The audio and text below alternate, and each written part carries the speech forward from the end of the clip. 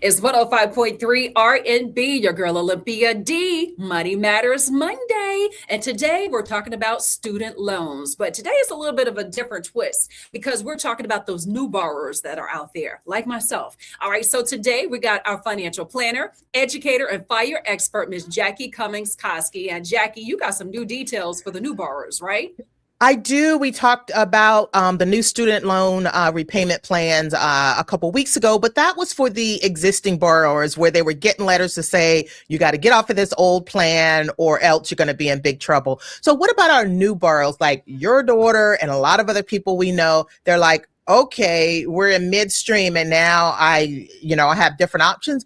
So this new plan that was just released is called RAP, and RAP stands for the Repayment Assistance Plan. Now it is the primary income driven repayment plan. Now I'm going to give you, all the details on it. But I still recommend it because more than likely, if it's based on your income, you're going to pay a lower payment. So don't throw it all out. So some of the changes with that versus like the old plans is that everyone will pay something. So even if you have very low income or even no income, you're going to pay at least $10. There's no more $0 payments like some of the other plans. Okay. This is the part I'm not a fan of, but forgiveness could take as long as 30 years. Now that is a mortgage, and that is a big turnoff. I guess it's more of an incentive to try to get them paid off, as soon as possible. The old income-driven repayment plans, they were between 20 and 25 years. So, you could be here 60 years old and still got student loans. Now, one little good thing about this is that any unpaid interest, it is going to be subsidized if your required payment doesn't cover all the accrued interest. So that's a little bit of help.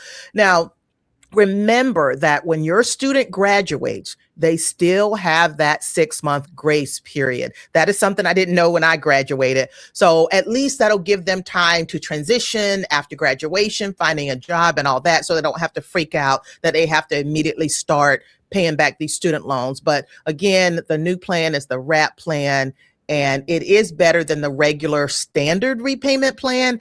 Probably if you make like under $100,000, you're going to fare better being on this income-driven repayment plan. So that's kind of what I got for you today, Olympia. And I just want all the students and the parents to know that even with this change, they're probably going to fare better, but you do need to pay attention to the changes and know that you have slightly fewer options now. All right. I love it. Yeah. And Jackie, tell people how they can find you.